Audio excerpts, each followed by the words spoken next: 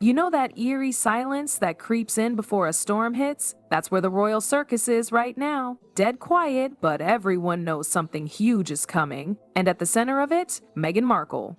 Again, but this time the whispers aren't about fashion or feuds. They're about something much deeper.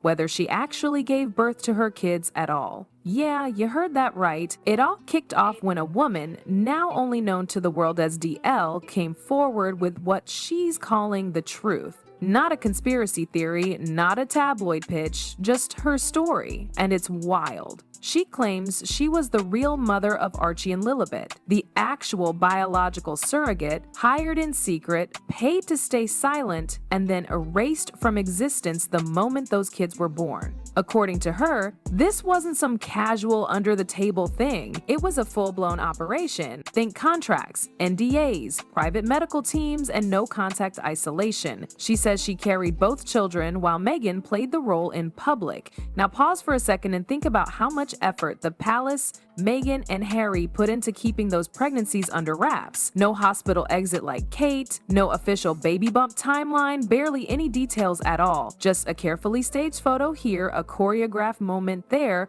and we all just accepted it. Because why wouldn't we? Royals play by different rules, right? But DL's story drops a bomb on that logic. Because if she's telling the truth, then every public moment we thought was real wasn't.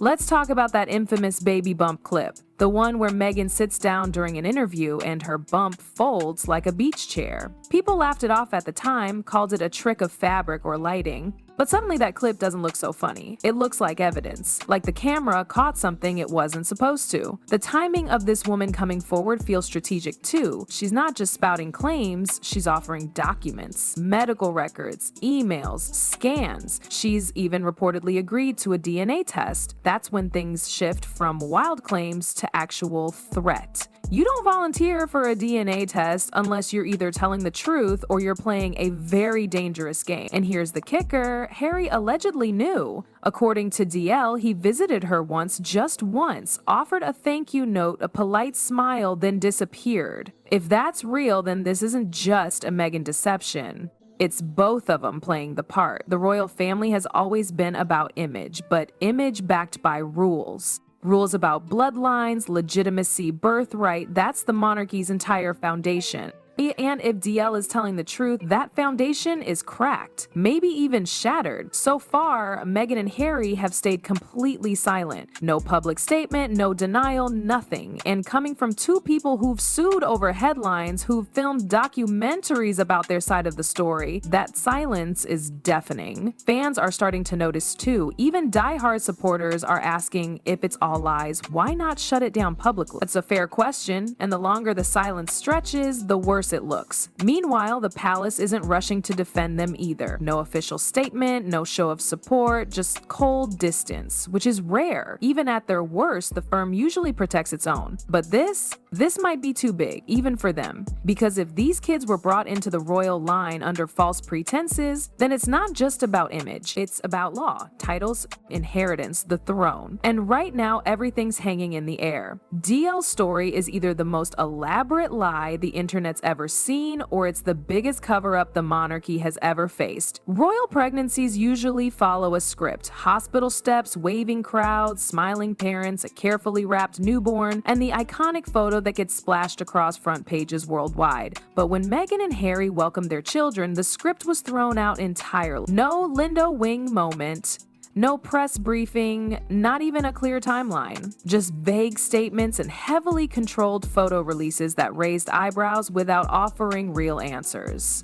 When Archie was born, the palace didn't even announce it in real time. They released a statement after the baby was already born, leaving reporters scrambling to piece together what had actually happened. Then came that strange moment, Harry alone standing awkwardly in front of a stable, announcing the birth like he was reading off a script for the first time. No Meghan, no baby, just Harry and a stable backdrop, as if the whole thing was being made up on the fly.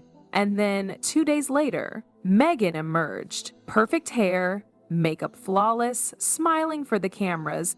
But more than anything, she looked almost too good, slimmer than expected, moving without that post-labor stiffness most new mothers experience. People brushed it off, praising her for bouncing back, but now those same clips are under a microscope because if she never gave birth, there was nothing to bounce back from. There's also that bizarre incident involving Archie's birth certificate. Instead of listing Meghan's full legal name, Rachel Meghan Markle, the document only included Her Royal Highness the Duchess of Sussex. That change sparked a flurry of questions. Was it a formatting issue, as claimed? Or was it a legal maneuver to avoid placing Meghan's name on a document tied to a child she didn't physically deliver? Some lawyers now believe the latter is more likely, especially in light of DL's claims. DL's account is chilling in its detail. She says she was kept in a private residence just outside Los Angeles for the entire duration of both pregnancies. No visitors, no phones, not even a television.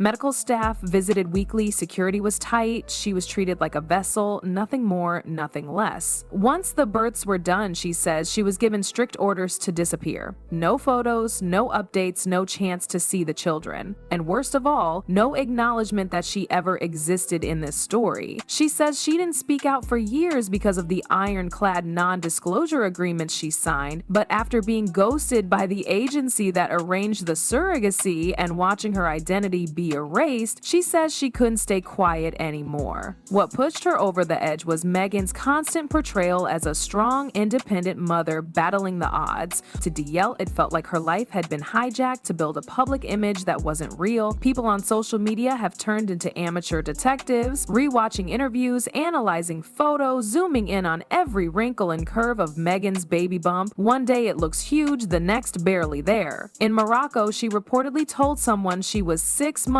pregnant just a few weeks after previously saying she was 5. A small error? Maybe. But in this context, even small inconsistencies feel massive. Now, with the possibility of a DNA test on the table, things are spiraling fast.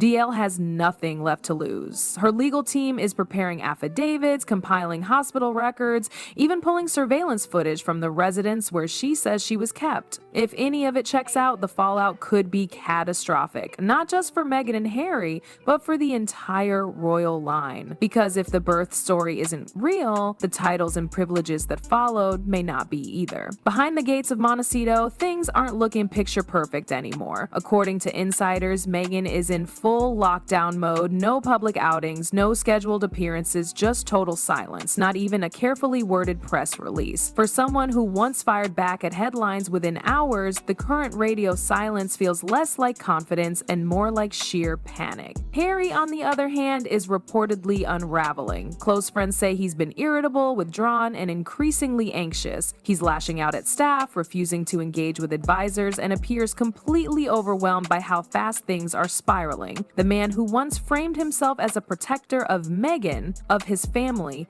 of truth, is now the one under fire, and sources say he's cracking under the weight. At the heart of it all are 2 innocent kids, Archie and Lilibet. If DL's claims are true, these children were born into a story crafted for public consumption, not into transparency. Their lives have been shaped by image, not truth. The bigger issue? Royal lineage isn't just symbolic, it's a legal, constitutional framework that upholds the monarchy. Every royal child isn't just a baby, they're a future piece of the institution. And if their birth circumstances were hidden or falsified, that puts the entire structure at risk. Legal experts are now raising uncomfortable questions. If Meghan never gave birth, and if the surrogacy was never disclosed, then what are the consequences for titles, inheritance, and succession? Can children born via undisclosed surrogacy hold royal titles? Is there a legal requirement for biological maternity to be documented when it comes to heirs? These are murky waters the monarchy has never publicly navigated.